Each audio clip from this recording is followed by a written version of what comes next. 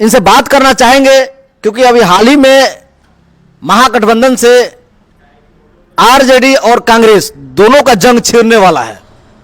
कांग्रेस का कहना है कि 100 सीट मिलती है तो हम आरजेडी से गठबंधन करके लड़ेंगे, अन्यथा अकेले जो है हम सभी सीटों पर चुनाव लड़ेंगे। क्या कहेंगे मुमताज जी, इसको किस तरह देख रहे हैं? सबसे पहली बात तो ये है कि आरजेडी और कांग्रेस का जंग इसलिए छिड़ना जायज़ है कि जो आरजेडी जो है उसमें जो तेजस्वी यादव जी है वो कतई नहीं चाहते थे कि कन्हैया कुमार जी का बिहार में एंट्री हो। अच्छा, हाँ, क्योंकि आखिर क्यों? इसलिए क्योंकि वो युवा नेता हैं। कन्हैया कुमार जी हैं, चिराग पासवान जी हैं और तेजस्वी यादव जी हैं, ये लोग युवा नेता में आते हैं। तो अगर कन्हैया कुमार जी की बिहार में एंट्री हो जाती है तो तेजस्वी यादव जी को सबसे ज्यादा नुकसान हो जाएगा, क्योंकि अभी वर्तमान में सबसे ज्यादा पकड़ बिहार के अंदर में युवाओं में तेजस्वी यादव जी का है।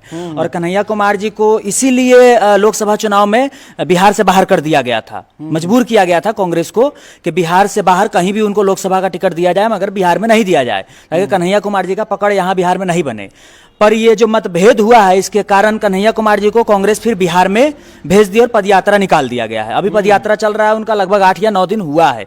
कन्हैया कुमार जी पूरे बिहार का भ्रमण कर रहे हैं। और आज का जो न्यूज पता चल रहा है कि आज कन्हैया कुमार जी अपने रैली में नहीं दिखाई दिए हैं। आज सुबह से वो जो उनका पदयात्रा चल रहा है, पलायन रोको रोजगार दो यात्रा, नौकरी दो यात्रा, ये जो चल रहा है उसमें वो आज सुबह से नहीं दिखाई दिए हैं। तो कहीं ना कहीं यह साबित हो रहा है कि कांग्रेस पर राष्ट्रीय जनता दल भारी है बिहार में। और वो इसलिए है क्योंकि आप जानते होइएगा अभी जो प्रदेश अध्यक्ष जो इससे पहले थे अखिलेश सिंह जी, उनका कहीं ना कहीं झुकाव लालू प्रसाद यादव जी की तरफ ज्यादा था, जो कि कांग्रेस को भी पता था। इसलिए उनको प्रदेश अध्यक्ष से हटाकर और कोई दूसरा प्रदेश अध्यक्ष लाया गया है जो कि दलित समाज के, दलित समाज राम को बनाया गया है, दलित समाज के को प्रदेश अध्यक्ष बनाया गया। और वहीं सेम सिचुएशन में जनसुराज भी किया है, यानी दलित का वोट साधने का निशाना प्रशांत किशोर भी कर रहे हैं और कांग्रेस भी कर रही है। और वहीं इसमें आरजेडी भी कहीं पीछे नहीं है। आप जानते होइएगा कि वर्तमान में उनका अभी थोड़े दिन पहले लोकसभा चुनाव जब हो रहा था तब आरजेडी का भी जो प्रदेश अध्यक्ष थे जगनंदा बाबू, उनको भी हटा दिया गया है। अभी लगभग हमको लगता है वो खाली है सीट, कोई है नहीं प्रदेश अध्यक्ष अभी।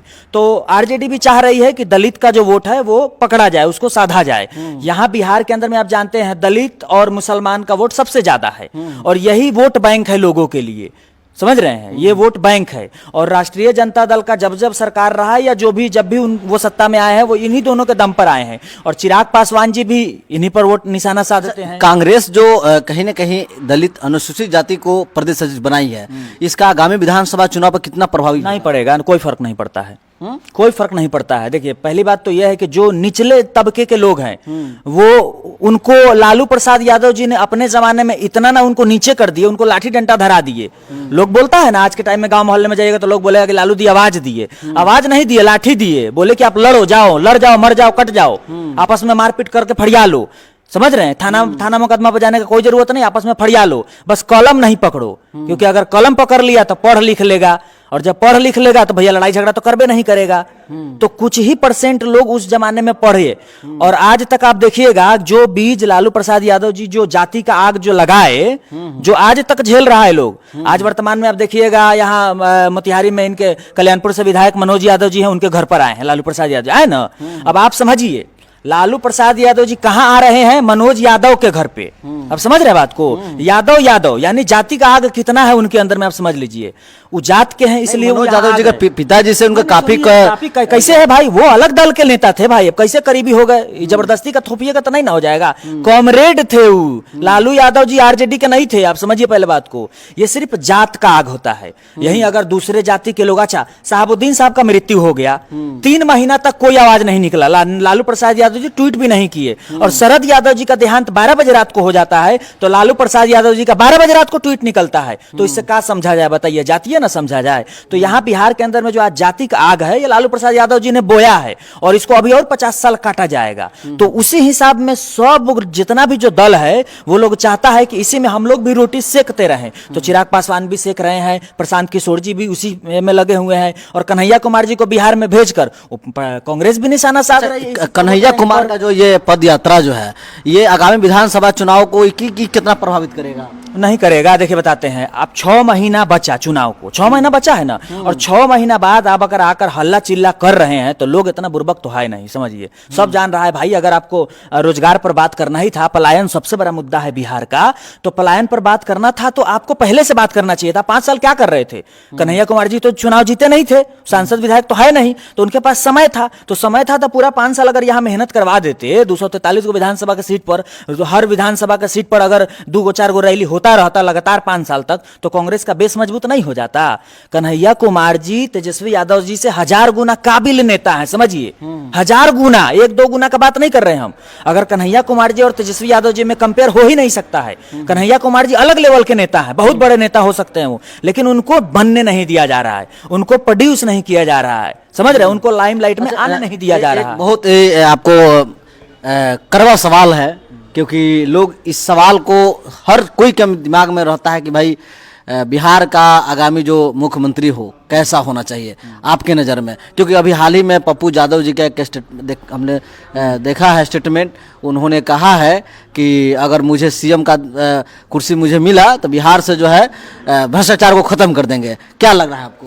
इससे अच्छा तो कुछ हो ही नहीं सकता है। अगर पप्पू यादव जी मुख्यमंत्री बन जाते हैं तो बिहार का भला हो जाएगा, समझ रहे हैं। 70 सालों में जो नहीं हुआ है वो यकीनन कर सकते हैं पप्पू यादव जी।